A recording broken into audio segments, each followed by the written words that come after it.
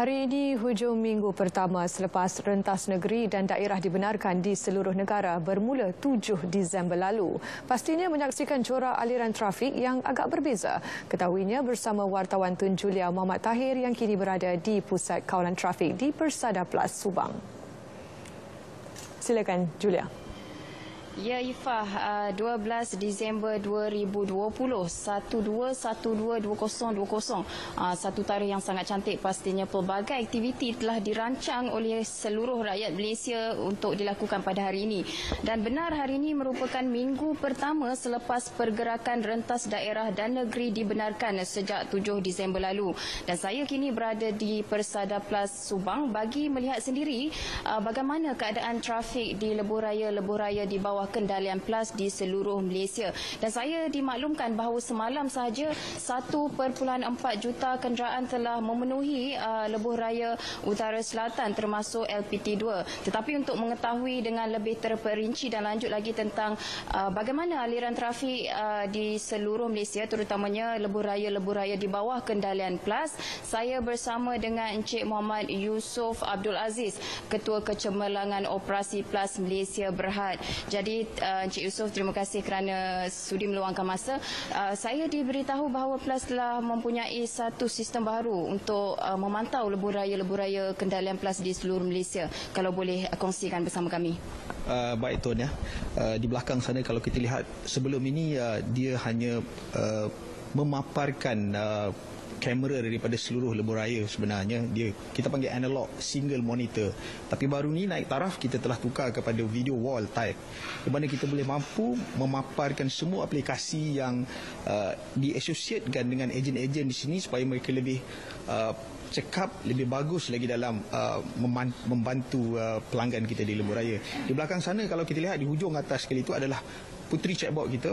Dari sini mereka boleh melihat performan puteri chatbot untuk terus berkomunikasi dengan pelanggan, ya. Dan seterusnya kita juga boleh memaparkan kamera dashcam daripada live daripada site di mana PLAS ronda kita sedang meronda sekarang ini di seluruh lokasi utara dan selatan.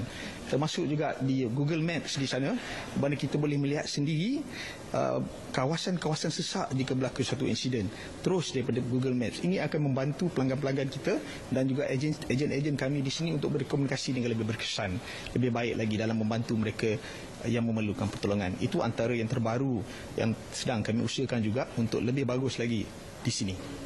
Okey, dengan sistem baru ini mungkin Encik Yusof boleh jelaskan kepada kami bagaimana keadaan aliran trafik bermula 7 Disember lalu sehingga hari ini dan jangkaannya untuk esok sehingga ke musim perayaan nanti.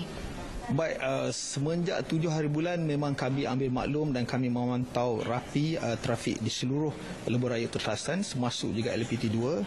Sejak daripada 7 hari bulan hingga semalam memang kadar trafik meningkat dan agak ketara kalau berbanding dengan yang sebelum ini. Semasa PKPB trafik kami berada sekitar 1 juta sahaja dan di hujung minggu lebih kurang 500,000. Tetapi semenjak 7 hari bulan hingga semalam, average yang telah mula kelihatan di lebuh raya adalah sekitar 1.3 hingga 1.4 juta.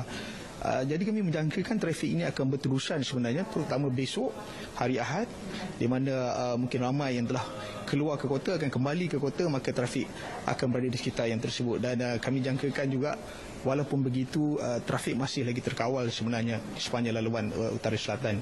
Tidak ada insiden yang boleh mengganggu kelancaran tersebutlah buat masa ini.